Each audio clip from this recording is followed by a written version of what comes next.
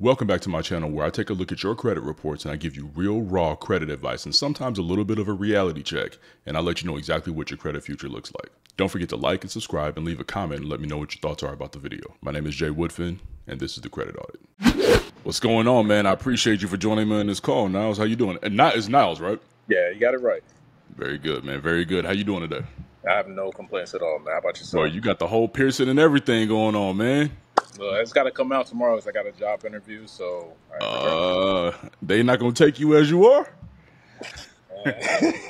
Hey, bro, I walk up in that interview and be like, if the Lord can take me as I am, so can you. I'll try it. Nah, bro, go get that paper, bro. Don't do that. Don't do that. Don't take my bad advice, bro. Listen to me for credit, nothing else. Anyway, what's going on, man? How you doing today? No complaints at all, All right. So I got your credit report pulled up, man, here. So I see what we're working with. But Okay. before we get into that, man, let's get a little bit of your personal information, man. Tell me kind of what got you in the situation that you're working with right now. So right now I do real estate, and with the market being down, I was looking to do Airbnbs, just because I can get my hands on properties pretty easily. So I was going through watching a couple of things, and you came across your videos, and you was talking about they're going to attack my personal credit, and I was like, oh crap, I need to really start working on this. So I've been doing that for a while now, and then I was going to set up another LLC, and I know I need business lending or business funding. So I was like, okay, I got to get my personal credit right, so I didn't get these negative remarks off my personal credit. And so that's the process I'm going through right now, and just the realization, like, I really messed up in two parts of my credit. Okay, so talk to me about how you messed up. So the first one, I took out a loan when I was younger, a little bit younger, and I never paid it back. Like, I didn't take it for the seriousness of what it was. And I was like, I'll just pay it back later on. They probably won't touch my credit for another couple of years, and forgot about it, to be honest. Then I switched jobs, and so the auto pay stopped, and I just said, screw it, man. I'll deal with it later. Okay, all right, Yeah. very good, man. How old are you? 36. Yeah, I had to Okay. think about it. I don't keep up with my age, man. I really Okay. don't. Now you look young, man. You look young. People say I look young, but you look young. So, like, kudos to you, bro. But my question to you is: you're looking to get into the Airbnb market. Let's step to the side of credit for a second. You're looking to get into the Airbnb market. All right. Have you been paying attention to the Airbnb market? Yes, I have. That's really what you want to do. So that's where I want to get my feet into. My long-term goal is to own storage units. Okay. So I want to build that capital because, again, I do real estate right now, but the market being where it is, a little hard. So I'm like, let me pivot to another direction to get that money flowing again and then put that towards something else. Okay. I'm going to say this and I want you to listen to me. I'm listening. Do more research Okay. about what the Airbnb market currently looks like and where it's headed.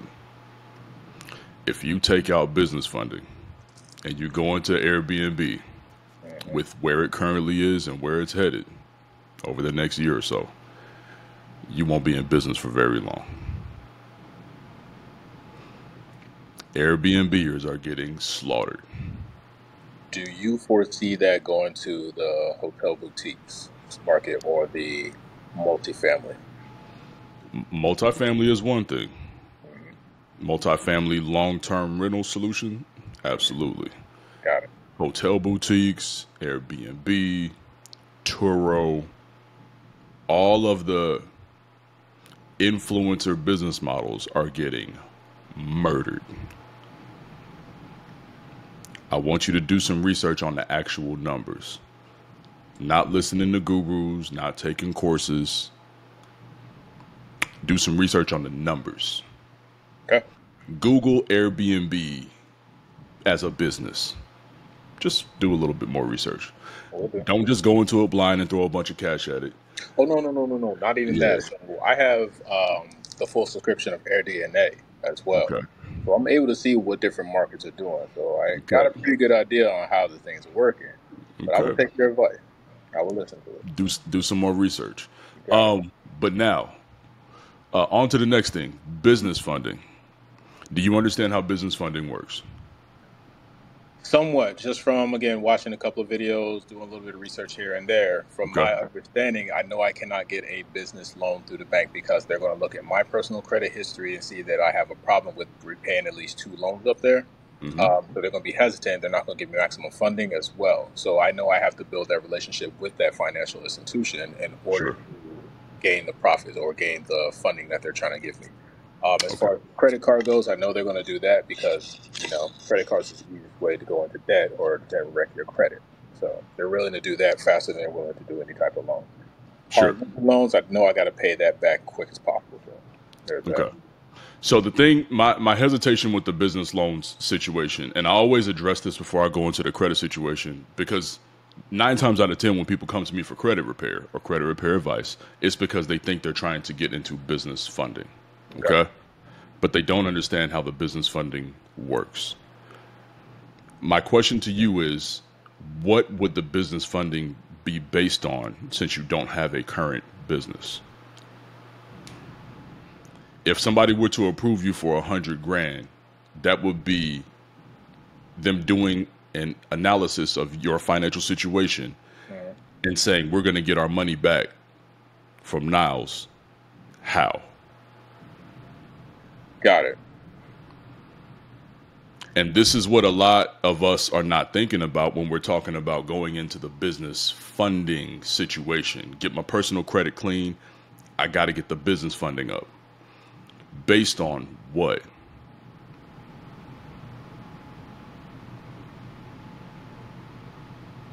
Based on what? Personal credit, right? Or the payback. What are they going to base your payback based on? What I'm actually using the money for and the return on it. A dream. A dream. Oh, wow. Okay. Do you have a current business that you've proven? Yes. You got the receipts? Yes. How many years? 1.5. Okay. So let's talk about your revenue versus profit. What's your revenue? So the revenue is roughly about within a year with every month. Let's call, and you said you've been up for a year, right? So let's call it monthly revenue. Okay. You've so been through revenue, 1 year of business, so monthly revenue. Monthly revenue is probably about $2,500, so between $1,500 and $2,500. $1,500 and $2,500. What's your profit on that $1,500 to $2,500? That would be about $800. $800 profit. So 800 times 12. Bad at math. Was that 96? 90? Is that 9,600? That is 9,600. Okay. So how much business revenue or how much business funding do you think you're going to get on $9,600 annual profit?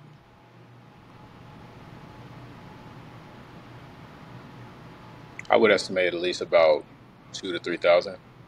Okay, so $2,000 to $3,000 in business funding, right? Yes. That's gonna help you? No. See, this is what we don't put out. This is the information we don't put out. Is okay, cool. I'm gonna wrap you up in $100K a credit card because this is what they're really talking about, bro. Let me just break it down for you. I'm gonna get to the credit thing. I ain't in a rush. Are you in a rush? Not at all.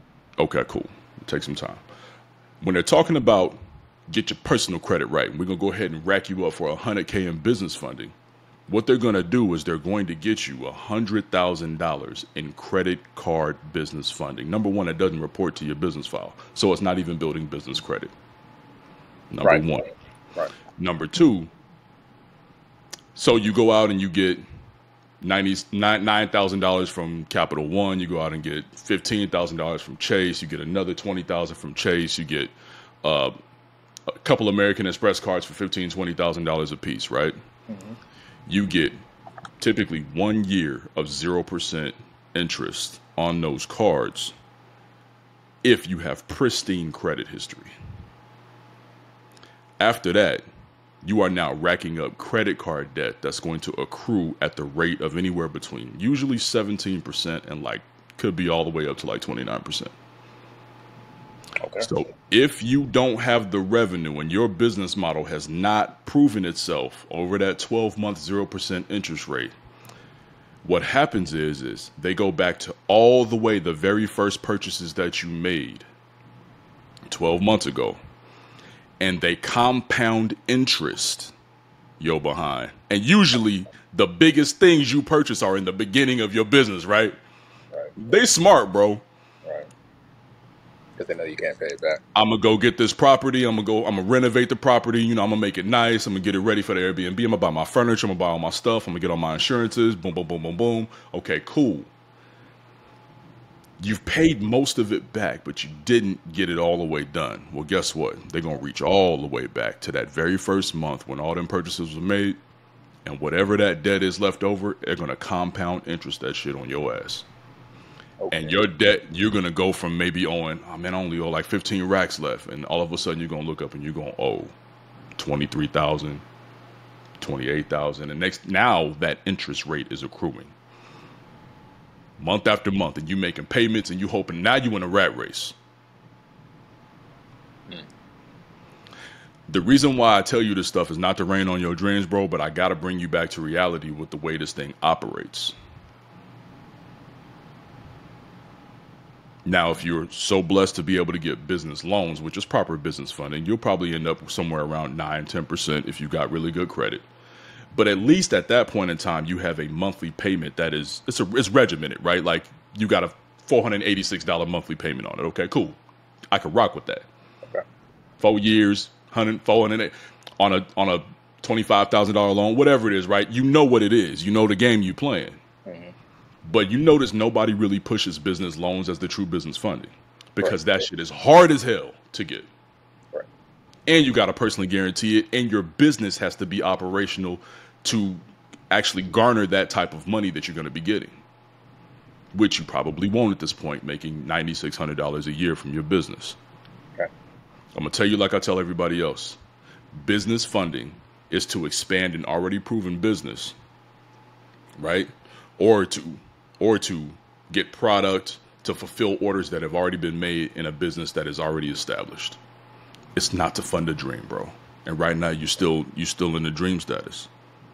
I would encourage you, you may or may not listen, but I would encourage you, operate this business, whatever you got, a little longer to see if it can feed itself and survive on its own. If this business can survive on its own and continue to grow it slowly, and then look into your business funding when you're looking to expand or fill more orders. Okay. Cool. Sorry for my soapbox, bro, but the business funding thing scares the hell out of me every time I hear somebody say it. Nah, man, I really appreciate it. Like, it's really perspective that I needed. So that put me back into a straight line on what I need to do, more research. Like it can be wonderful for you, bro, but it can also put you think you bad off now, but you're really actually not. This can become a nightmare real fast. So let's talk about your credit, man. What are you here to talk to me about? What do you need me for?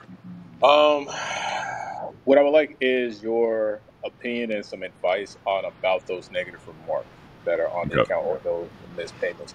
Then I have the one from Capital One that I did pay off, but as you see up there, that is charge off, I believe. And I wanted to know as well, if I go back and reapply for Capital One, would I be able to? Because again, that was charged off with payment. So there's an easy way for you to figure that out. And that's to go through their pre-approval tool. I did. What did it say? It said I was pre-approved. Okay. Oh, yeah. So typically, that's going to be telling the truth. Cool. Typically, it's going to be telling the truth. Now, if this account has truly been charged off, now on here it says it's closed, and then it says it's 120 days late. If it is closed at 120 days late, it was charged off. But there's no balance. Right, because I paid that. So you paid it. So this is probably the reason why they're willing to do business with you. You gave them their money back. So that's going to stick as a charge off. That's not going nowhere for any time soon because it's really, really recent. Oh. So credit repair ain't going to affect that. Got it. Don't let nobody sell you on the fact that they're just going to be able to knock that off. It's 2023, bro. Everybody got their documentation digitized. And you're not going to be disproving no payments no time soon with the way this stuff works now. Okay. Credit repair, so you're just going to have to sit with that one. 7 years plus 180 days from the very last payment. Okay. Now let's move on to the next one. And that charged off in 2021. So it's, a couple of years old or whatnot. Now the next one you got is an opportunity financial loan here. Right? Right. What happened there, man? I don't even remember why I needed that money. I think it was just like at that point in time, I really needed the money, and I was going to pay it back. Then I switched jobs, and like I said, I just stopped the payments on it.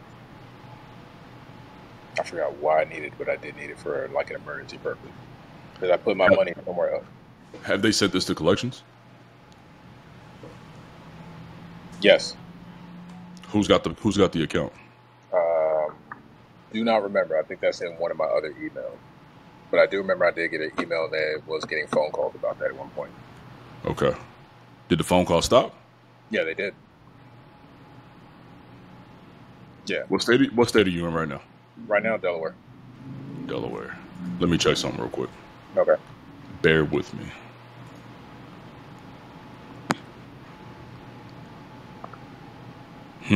Maybe that's why the phone call stopped. So Delaware's your camera went off. I don't know where you went, but Delaware, their statute of limitations is 3 years, bro. On written agreements, which means loans are typically fall under the written agreement. Open accounts would be like credit cards, which is 4 years in Delaware. Loans would be like 3 years.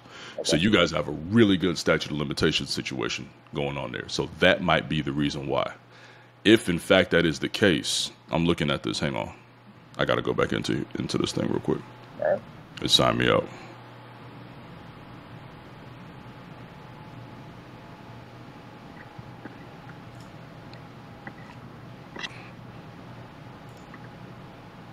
Op loans.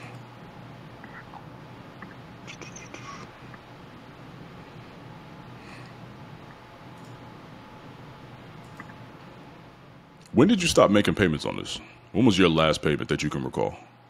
On here, it shows it was in early 2020, right when the pandemic started. That'll be about it then.